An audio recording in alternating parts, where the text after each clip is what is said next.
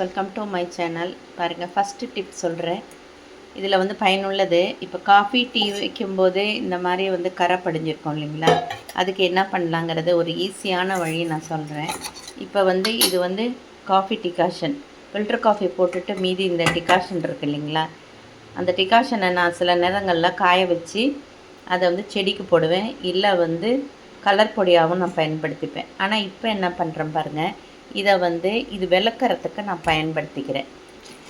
அது என்ன ஒரு ரிசல்ட் கொடுக்குதுங்கிறத பாருங்கள். போட்டேன், இப்போ விளக்கணுன்னு நான் காமிக்கிறேன் பாருங்கள். இப்போ பாருங்கள், இதில் எப்படி கரை இருந்தது இல்லைங்களா,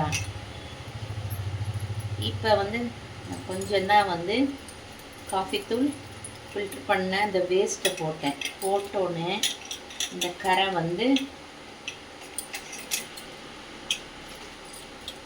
அவ்வளோதான்.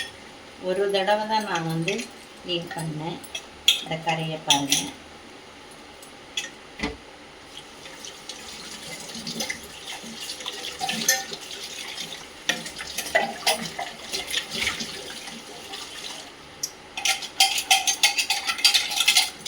இங்கே பாருங்கள், கரை போயிடுச்சிங்களா. இந்த மாதிரி நீங்கள் காஃபி டிகாஷனோ டீ டிகாஷனோ இருந்ததுன்னா இந்த மாதிரி கரையான பாத்திரத்துக்கு பயன்படுத்திக்கலாம். அதை வேஸ்ட் பண்ணாதீங்க, அது நல்ல பயனுள்ளதான். காஃபி டீ வேஸ்ட்டு வந்து உங்களுக்கு பயனுள்ளதாக இருக்கும். இல்லை செடிக்கு போடலாம், இல்லைன்னா வந்து நம்ம கோலம் மாவில் கலர் கோலம் மாவு கூட பயன்படுத்திக்கலாம். நான் அதை அப்படியே சேகரித்து வச்சுருக்கேன். இப்போ உங்களுக்கு காமிக்கணுமேங்கிறதுக்கோசரம் இப்போ மார்னிங் ஃபில்டர் காஃபி போட்டதை அந்த டிகாஷனை அப்படியே வந்து எடுத்து வச்சுருந்தேன். அதை உங்களுக்கு பாருங்கள் எவ்வளோ க்ளீன் ஆகிடுச்சு. அதனால் இதுவும் நமக்கு பயனுள்ளதான், எதுவுமே வந்து வேஸ்ட்டு கிடையாது. அடுத்தது இது ரெண்டாவது டிப்ஸ் பார்த்திங்கன்னா, இப்போ இந்த மத்து, இந்த கரண்டி எல்லாம் உடன் கரண்டி எல்லாம் இருக்குது பார்த்திங்களா, மரத்தால் ஆனதெல்லாம் மத்து எல்லாமே என்ன ஆகிடும்னா கழுவி வச்சோன்னே கொஞ்சம் பூசணம் பிடிச்ச மாதிரி ஆகிடுது, ஒயிட்டாக ஆகிடுதுங்களா. அதுக்கு என்ன பண்ணணும்னா கொஞ்சம் தேங்காய் எண்ணெயோ இல்லை எண்ணெயோ, சமையல் எண்ணெய் எந்த எண்ணெய் வேணால் எடுத்துக்கோங்க.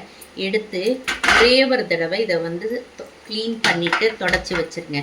அது பார்க்குறப்ப ஃப்ரெஷ்ஷாக புதுசாக இருக்கிற மாதிரி இருக்கும். எந்த வந்து இதுவும் படியாது. வேணுங்கிறப்ப நீங்கள் கழுவிட்டு பயன்படுத்திக்கலாம். பாருங்கள், இப்போ பார்த்திங்கன்னா இதோட முதல்ல இருந்ததுக்கும் இப்போ இருக்கிறதுக்கும் அதோட நிறம் மாறி இருக்குது பாருங்கள், வுட்டு. அதுக்கு இந்த டிப்ஸ் வந்து ரொம்ப பயனுள்ளதாக இருக்கும் பாருங்கள். இதை எப்படி விளக்கிட்டு காஞ்சோன்னு இப்படி எண்ணெய் தடவி வச்சு, இது ரெண்டாவது டிப்ஸ்.